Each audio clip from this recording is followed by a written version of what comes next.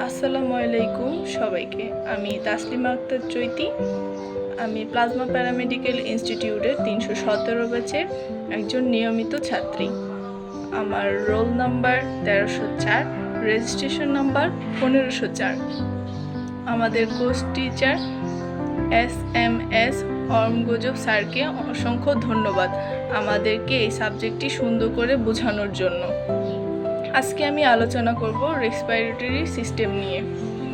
Respiratory system কাকে বলে?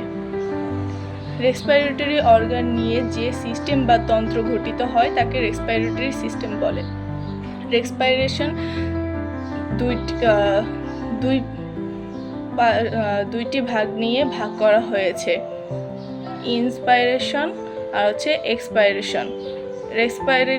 Respiration দুই প্রকার, external respiration, internal respiration.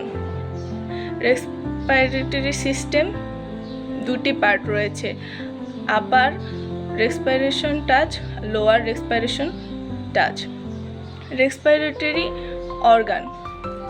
Respiratory অর্গানগুলো হলো nose, নোসাল cavity, নাসাফেরিংস, ফ্যারিংস, larynx, ট্রাচিয়া, right and left principal bronchi, secondary or lobar bronchi, segmental bronchi, terminal bronchi, respiratory bronchiole, alveolary duct, alveole. Respiration of function of respiratory system. Oxygen ও carbon ডাই অক্সাইডের গ্যাসের আদান প্রদান, body temperature balance নিয়ন্ত্রণ করে, blood circulation এর গুরুত্বপূর্ণ ভূমিকা পালন করে, শরীর থেকে বিভিন্ন ধরনের গ্যাসীয় পদার্থ যেমন NH3, H2O বাষ্পীয় উৎপাদনীয় পদার্থ নির্গমনে সাহায্য করে, টিস্যু এর মাল্টিভ্যাসকুলার এর সরবরাহ করে। তারপরে CO কার্বন ডাই অক্সাইড ও বিভিন্ন গ্যাসীয় উৎপাদন নিঃসরণ করে। ভাইটাল ক্যাপাসিটি কাকে বলে? ফোর্সফুলি শ্বাস গ্রহণ করে ফোর্সফুলি ত্যাগ করার পর যে পরিমাণ এরিয়ার ভিতরে থাকে তাকে ভাইটাল ক্যাপাসিটি বলে। ভাইটাল ক্যাপাসিটি মেলের ক্ষেত্রে 4600 মিলিমিটার আর ফিমেলের ক্ষেত্রে 3100 মিলিমিটার।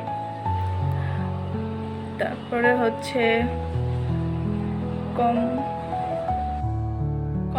কমপ্লিমেন্টারি এয়ার কাকে বলে? স্বাভাবিকভাবে শ্বাস গ্রহণ করার পর চাপ দিয়ে অতিরিক্ত যে পরিমাণ এয়ার নিতে পারি তাকে কমপ্লিমেন্টারি এয়ার বলে। তারপরে রেসিডিয়াল ক্যাপাসিটি কাকে বলে?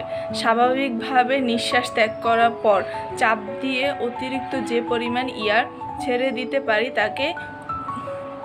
তাকে রেসিডিয়াল ক্যাপাসিটি বলে। অ্যালভিওলারি এয়ার কাকে বলে? লাঞ্চ এর অ্যালভিওলিতে সব সময় যে পরিমাণ এয়ার উপস্থিতি থাকে তাকে অ্যালভিওলারি এয়ার বলা হয়। ধন্যবাদ সবাইকে। আসসালামু আলাইকুম।